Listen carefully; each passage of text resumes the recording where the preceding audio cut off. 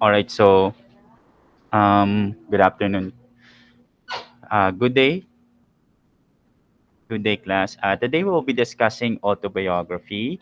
So I understand that you have the basic learning about autobiography, but let's talk about the what is autobiography is all about. Okay.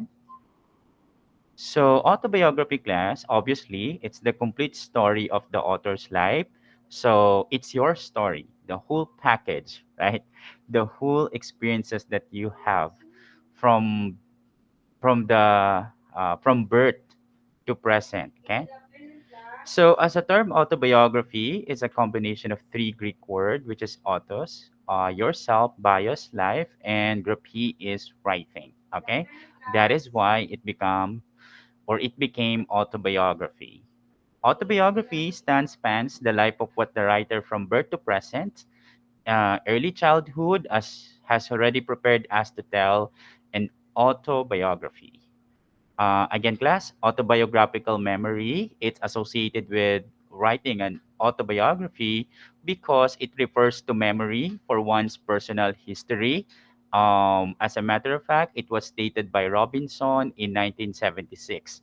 So examples might include memories for experiences that occurred during your childhood, the first time you learned to drive, uh, for example, drive a car, and even such memories as were reborn, things like that. Okay.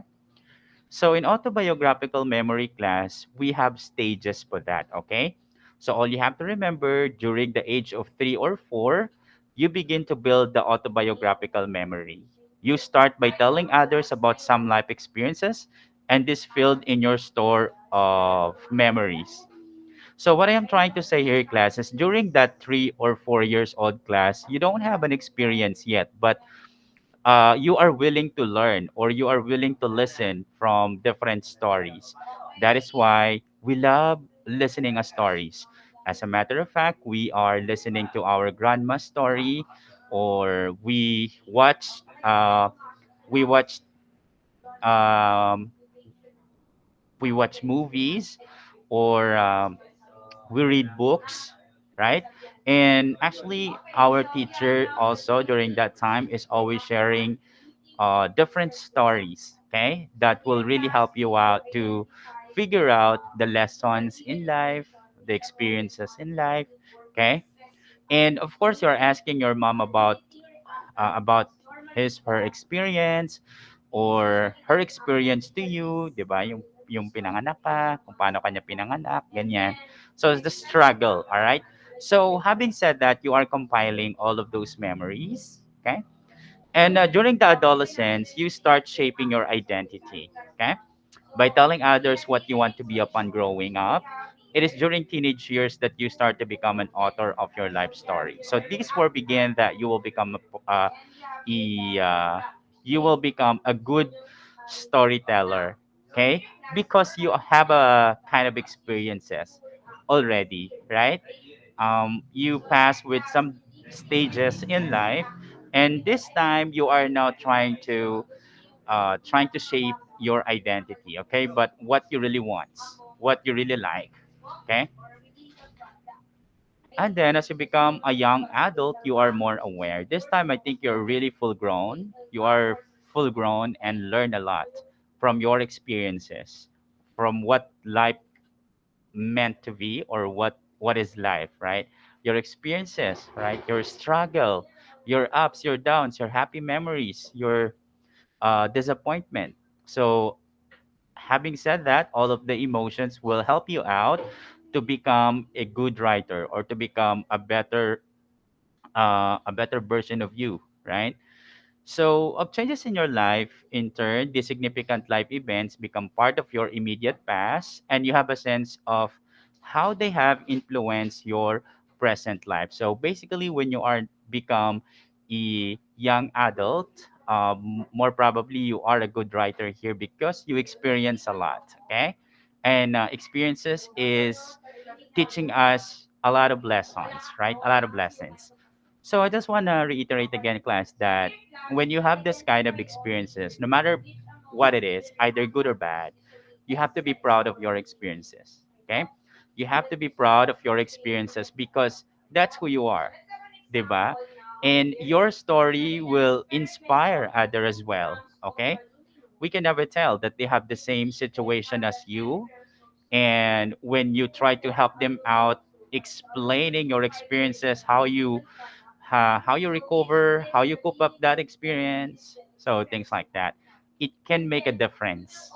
Okay, so during in middle ages class, when you have leave a half, you begin to reflect on your failures and accomplishments. By this time you begin to think if your storylines fits with how you planned in the past and how it turned out in the present. For some, life may have become better than worse for others. It might have turned out worse and it might inspire them to change their storyline by making their life better. Okay? But you know what, class, in the Middle Ages, um, this time you will be reflecting yourselves like disappointment, all your failures and success, because you are in the middle age. You are in between, right? So this time you are excellent writer already, right? When we say like become an excellent writer, since you already met half of your life, most probably you experience too much, right? Um, you experience how uh, heartbroken, ganyan. You experience family problems, yan, friendship problems. You encounter all of those problems, right? And it's normal because we're just human and we cannot control the situation. No matter how we like to control it according to plan, sometimes it will not, because we cannot dictate what will be the future, right? But the good tip about here, or the good thing about it here is, you know, because sometimes we wanted to make our story beautiful. We wanted to make our story different from the other. So as much as possible, we wanted to do good or to do the best way we can. But along the way, you will experience differently that is not according to plan. And you may feel disappointed. You may feel down because it will not happen the way that you want it. But the good thing about it, class, is just take all the lessons that you've learned from your experiences. Life is sometimes, no matter how you plan your life, sometimes it will test you. Okay, life will test you at different ways, so that sometimes you will move or walk in a different path, right? And after the Middle Ages class, by the time you reach old age, like you're old or nearing to the end of your life, it will become clear to you that your life or story has beginning, a middle, and ending. This time, class, you will realize that this is just a life. Everything has come to end. Okay?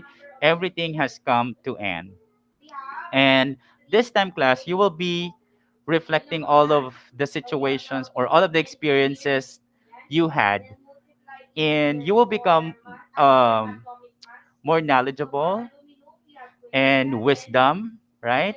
Nakita natin yung mga matatanda na masyadong ma-wisdom, ah, nag, masyado silang mapangaral, yan.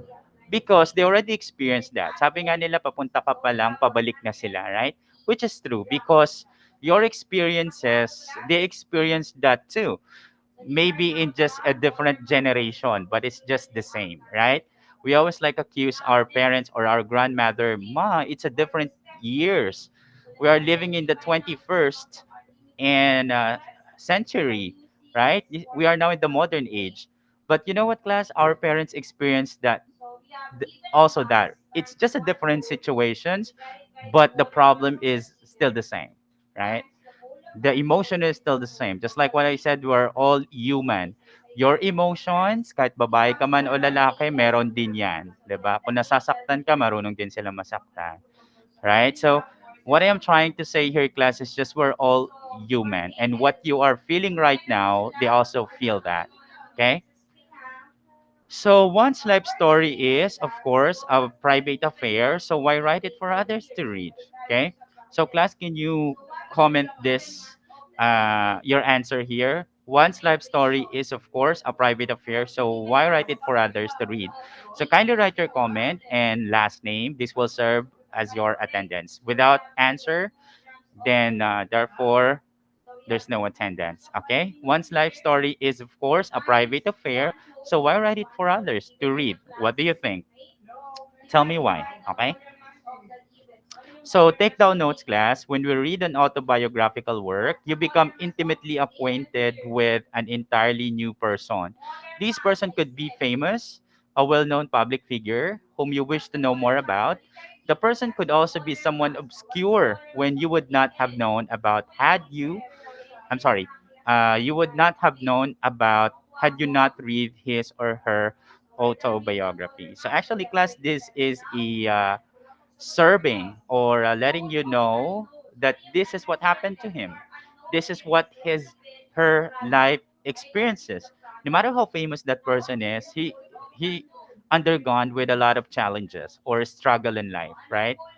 Because I believe, class, you are not human if you are not experiencing any obstacles in life. That's very impossible, right? And to write one's autobiography, you publicly share one's life. Some write autobiography to write public perceptions about them. Like, for example, Mark Obama, DeSandro, the half brother of the US President Barack Obama, wrote on Obama's journey, My Odysseys of Self Discovery Across Three Culture in 2014, because I wanted to set the record straight. So that time, class, I mean, this is one of the example of autobiography wrote by Mark Obama, and he wanted to tell his own story, not that people tell it to me. So what he's trying to imply here, class, that he rather wants to tell his own story, okay? Because that's more genuine and authentic if you are the one writing your own story, okay, rather than other people tell your story. Because the tendency is they're they're only sharing what they think, or they're only sharing what they know about you, okay. So, part of setting the record straight is to counter Barack Obama's memoir, Dreams from My Father in 1995. So, what is that? Which omits references to their alcoholic and abusive father. Obama's father, in fact, killed a man and eventually killed himself while driving drunk at the age of 46. No, President Obama did not lie. He chose what truth to tell in his memoir. Okay. So most of the autobiographers choose epiphanies or called or recalled moments or events later realized to be significant. So keep in mind that these life moments are meaningless by themselves. So Epiphany and the Confession of Saint Augustine, written in after that in 401, which is considered to be the first complete autobiography. Class, I hope you will not forget that. Okay. So the first complete autobiography was written by Saint Augustine. That was in 401 after that, or 80. Okay. So this is, of course, Saint Augustine of Hippo, an intellectual biography. So Saint Augustine, born in 354 in the town of Tagaste on the northern coast of Africa. It's also now known as Algeria. All right. So Saint Augustine turning point in life occurred at 32 years old when he converted to Christianity. Thus, the faith and belief in God became the theme of his autobiographical memory. Along that theme, his epiphany converted his mother breast milk into a God given food that nourished his infancy. Can you imagine how Augustine tried to think of, you know, how to convert his mother breast milk uh, into a God given food, It's like a blessing from God. St. Augustine wrote his autobiography when he was 43 years old. In contrast of Amelia E. Barr, wrote hers at 82 years old and 5 years before death at the age of 87. So, a prolific British novelist, Barr did not count her life in years, but in days. So, she titled her autobiography as All the Days of My Life. Does that make sense? Right? So, an autobiography in 1913. It begins with the opening chapter, The Borderland of Life. In the last chapter, The Verdict of Life, Barr provides a glimpse on reaching old. All right? So, this one is self-explanatory, right? I'm just giving you an informations of about Saint Augustine or about the uh, when was the last autobiography made. So, what is confessional writing class? Confession is a style of writing that exposes the most intimate and hidden facts about the writer, particularly those considered as taboo, forbidden, or sinful. So, St. Augustine's autobiography is regarded as an outstanding example when it comes to that because of too much confession uh, about it, no? About his personal life, his personal experiences. So, we called it like confessional writing. Does that make sense? With the confessional writing. Examine closely St. Augustine confessional words. Listen to them as if he was actually confessing to you. So when you try to read this autobiography, it you may feel like St. Augustine is confessing everything personally to you. You may feel that like you are communicating with them one by one because of his approach to autobiography or his confessional writing method. Okay. So take down note, class, that autobiographies give the reader a holistic picture of who, what, and how the writers became such a person. And their autobiographies express their inner thoughts.